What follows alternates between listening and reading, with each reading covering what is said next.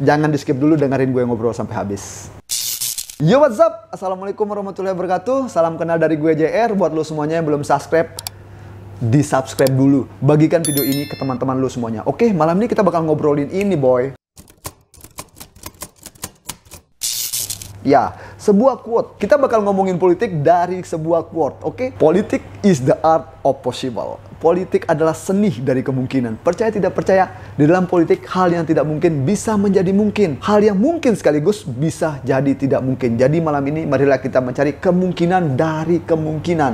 Salah satu contoh hal yang tidak mungkin, yang kita percaya tidak mungkin terjadi, koalisi perubahan yang dulu-dulu kita ramalkan bahwa AHY pasti akan menjadi cawapresnya Anies Baswedan. Namun seiring perjalanan waktu, tiba-tiba Demokrat keluar dari koalisi perubahan dan PKB yang notabene adalah partai pengusung pemerintah join ke dalam koalisi perubahan. Kalian bisa bayangkan, hal tersebut tidak pernah terpikirkan di dalam mindset kita. Tetapi itulah politik. Kemungkinan dari segala kemungkinan bisa terjadi. Jadi untuk itu kita semua nggak boleh baper. Kita nggak boleh saling membenci cuman gara-gara beda pandangan politik. Jadi untuk itu marilah kita belajar memikirkan bahwa politik itu adalah seni dari kemungkinan. Oke, malam ini saya bakal ngajakin teman-teman membicarakan kemungkinan dari segala kemungkinan yang kita beranjak dari threshold. Percaya tidak percaya, negara kita saat ini memiliki 20% untuk presidensial threshold. Jadi, seluruh partai politik berlomba-lomba untuk mendapatkan angka 20% untuk bisa mengusung calon presiden mereka ataupun calon wakil presiden mereka. Jadi mari kita cek berapakah threshold yang dimiliki oleh masing-masing partai politik. Jadi kita akan berbicara menggunakan data ini malam ini yang langsung saya ambil dari katadata.co.id.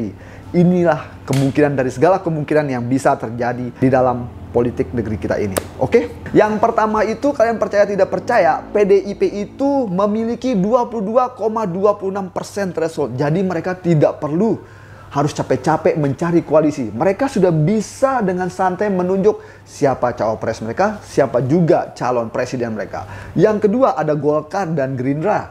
Golkar itu memiliki 14% dan Gerindra memiliki 13% threshold. Jadi kalau mereka ingin mengusung calon presiden mereka ataupun calon wakil presiden mereka, mereka tuh harus membuat koalisi agar bisa masuk ke standar threshold yaitu 20%. Jadi mau tidak mau, partai yang tidak punya 20% threshold, mereka tuh harus berkoalisi. Kalian bisa bayangkan. Begitu juga Nasdem, PKB, Demokrat, PKS, dan lain-lain. Jadi kemungkinan terburuk yang akan terjadi, kita akan ngomong di presidensial threshold. Karena presidensial threshold inilah yang membuat kemungkinan dari kemungkinan yang tidak mungkin terjadi bisa terjadi. Kalian bisa bayangkan, saat ini Nasdem, PKB, dan PKS. Oke, kita bakal ngomongin soal Nasdem. Nasdem itu punya 10,26% threshold. Sedangkan PKB, dia punya 10,09 threshold. Dan PKS punya 8,7 threshold. Seandainya nih, kita ngomong seandainya PKS hengkang dari koalisi perubahan, meninggalkan PKB dan Nasdem, maka Nasdem dan PKB tetap bisa melaju mengikuti pilpres di tahun 2024 karena mereka sudah punya 20% threshold lebih dan dipastikan Anies Baswedan tetap melangkah. Yang kedua, jika PKS bersama Demokrat bersama P3 yang notabene PKS punya 8,7%, Demokrat punya 9,39% dan P3 punya 3,3%. Seandainya mereka berkoalisi, maka bisa jadi di tahun 2024 nanti pilpres bukan hanya 3 capres yang akan kita pilih, tapi ada 4. Seandainya terjadi, ini kita bicara soal kemungkinan dari segala kemungkinan. Apabila mereka berkoalisi, seandainya PKS nih ninggalin PKB dan Nasdem, malah PKS ngajakin Demokrat dan P3 untuk buat koalisi baru, maka besar kemungkinan nanti AHY bisa menjadi capres yang sebelumnya Demokrat mengusung AHY sebagai cawapresnya Anies Baswedan. Namun jika koalisi baru terbentuk, maka besar kemungkinan AHY menjadi capres. Namun kalau kalian bertanya, siapa sih cawapresnya kalau AHY jadi capresnya? Kalian lupa, di P3 yang punya 3,3% threshold ini, ada Sandiaga Uno. Itu bakal jadi dua kombinasi yang sempurna sekali. Apakah itu mungkin? Di dalam politik bisa terjadi apa saja. Silakan komen apa pendapat kalian. Apakah mungkin akan ada 4 calon kandidat presiden yang akan kita pilih nanti di tahun 2024 berdasarkan analisis threshold yang kita lihat di sini. Seandainya PKS keluar dari koalisi Nasdem dan PKB. Bagaimana? Silakan komen. Sekarang mari kita ngomong soal skenario terburuk. Apabila PKB tiba-tiba hengkang, apa yang akan terjadi dengan Nasdem? Tentu Nasdem tidak akan bisa melaju ke periode berikutnya. Sebab Nasdem hanya punya 10,26% threshold. Taruhlah PKS masih ada di dalam koalisi tersebut. Maka kalau digabungkan thresholdnya Nasdem bersama PKS, 10,26% ditambah 8,7%, maka itu tidak sampai 20%. Bisa jadi, jika kemungkinan seperti itu terjadi, bisa jadi Anies gagal nyapres. Apakah itu bisa mungkin terjadi? Karena di dalam politik, hal yang tidak mungkin bisa mungkin terjadi. Tapi persentasinya kecil, karena PKB sudah mau menjadi cawapresnya Anies Baswedan. Tapi kita tidak pernah tahu apa yang terjadi. Tiba-tiba Caimin kembali bersama Prabowo Subianto. Hal tersebut bisa saja terjadi dan bisa terjadi juga AHY maju menjadi capres kalau seandainya PKS pun kabur dari Nasdem dan membentuk koalisi baru di mana PKS bersama dengan Demokrat dengan P3 mereka bisa maju karena mereka punya 20% threshold. Lalu bagaimana dengan PDIP? PDIP mah santai. Dia udah punya 22,26% threshold. Jadi tetap santai, slow. Mereka bisa kapan saja menunjuk cawapresnya tanpa harus berkoalisi sekalipun karena mereka udah melebihi batas ambang threshold. Jadi menurut teman-teman, apa kira-kira skenario terburuk yang akan terjadi kalau kita mengambil acuan dari threshold yang harus 20% ini? Kalau kita ngomongin soal kemungkinan. Namun bagaimana apabila tidak ada threshold? Ini yang keren sebenarnya harus kita bahas.